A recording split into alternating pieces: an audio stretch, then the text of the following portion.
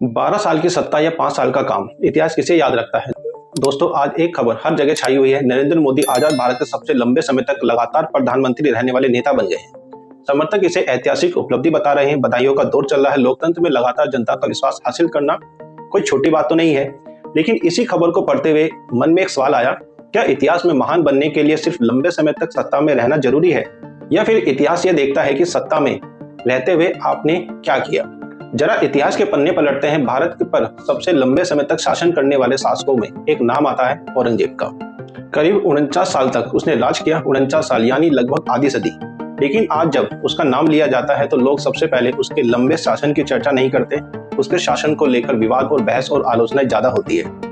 यानी सिर्फ लंबे समय तक राज करना ही किसी शासक को महान नहीं बना देता। अब दूसरी तरफ एक और नाम है, शेरशाह सूरी।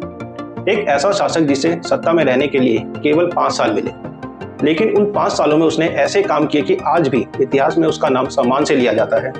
कहा जाता है कि आधुनिक रुपए की नींव उसी ने रखी। भूमि सर्वेक्षण और राजस्व व्यवस्था को व्यवस्थित किया, किसानों के लिए नई व्यवस्थाएं शुरू की, डाक व्यवस्था को मजबूत किया, सड़कों का विकास करवाया और जीटी रोड बनवाई, जिसने व्यापार को और यात्रा को आसान बनाया। अब जरा सोचिए, एक शासक को 49 साल मिले और दूसरे को सिर्फ 5 साल, लेकिन इतिहास में उपलब्धि की चर्चा किसकी ज्यादा होती है। यही वह सवाल है जो हमें सोचने पर मजबूर करता है। दरअसल इतिहास कैलेंडर नहीं गिनता, इतिहास परिणाम गिनता है। इतिहास यह नहीं पूछता कि आप कितने साल कुर्सी पर बैठे, इतिहास यह पूछता है कि उस कुर्सी पर बैठकर आपने जनता के लिए क्या किया।